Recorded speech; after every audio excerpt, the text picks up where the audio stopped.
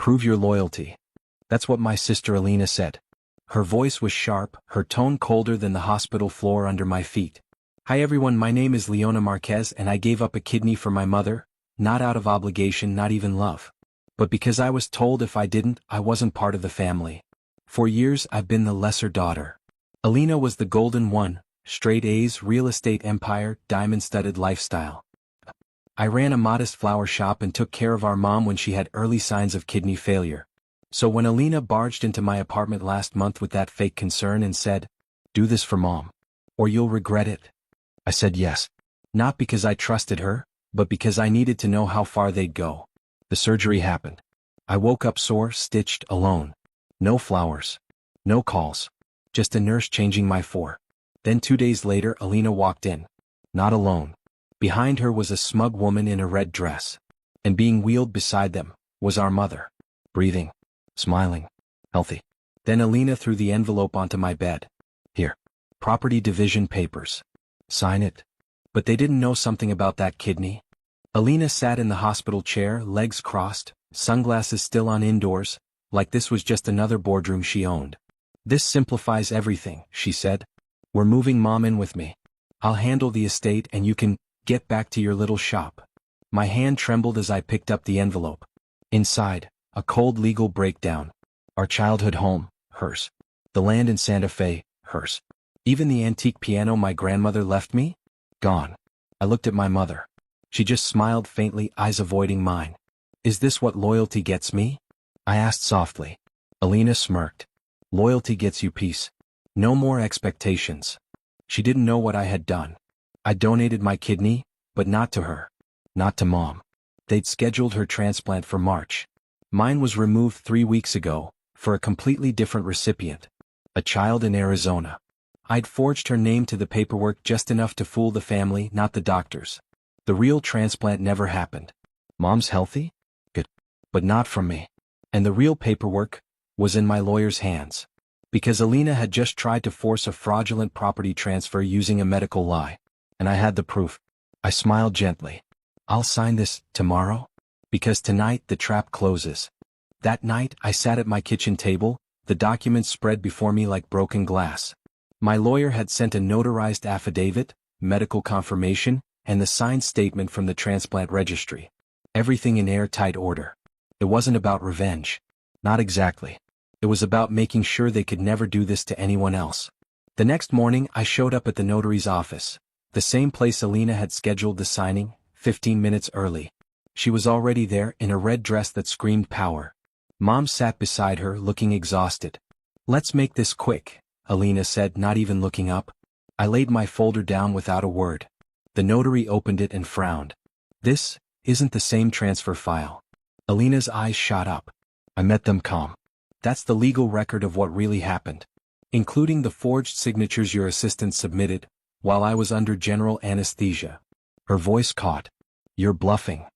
"Then why," I said softly, "did the DA call me this morning?" Mom looked up sharply. "The DA? You lied to the family. You used my supposed surgery to manipulate a transfer. That's financial fraud, Mom. And coercion, Alina." The notary stood. "We'll need to pause this meeting." But I wasn't done, because I had one more surprise waiting outside. I stepped outside the notary's office, letting the door swing shut behind me. Waiting at the curb was Elena, the nurse who had been on duty the night of my surgery. She looked nervous but determined. Alina's voice rose behind me. "Who is that?" I turned to face them. "That's the person who witnessed the surgical swap you orchestrated." Mom's expression broke first, her face pale, her lips trembling. "You think this is a game?" I asked. "You drugged me, got me on a table, and never planned for a transplant. Just the paperwork.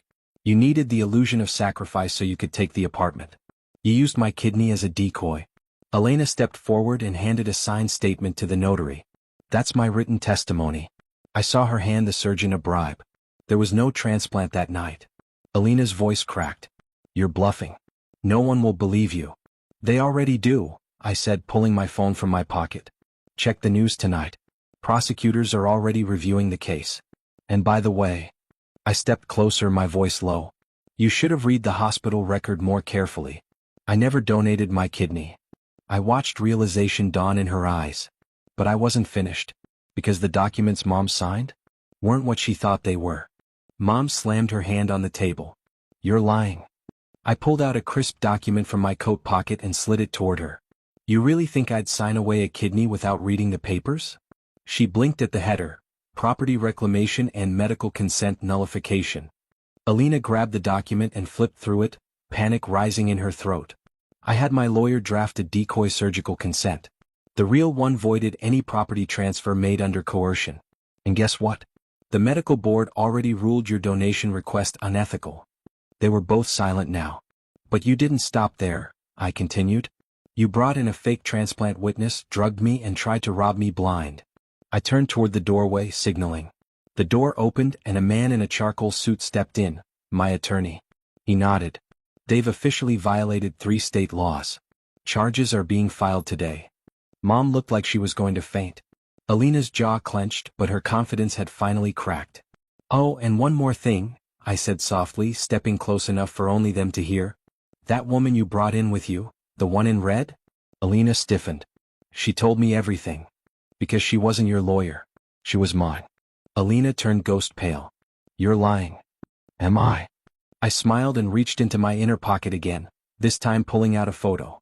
It showed the woman in the red dress shaking hands with my lawyer, in his office.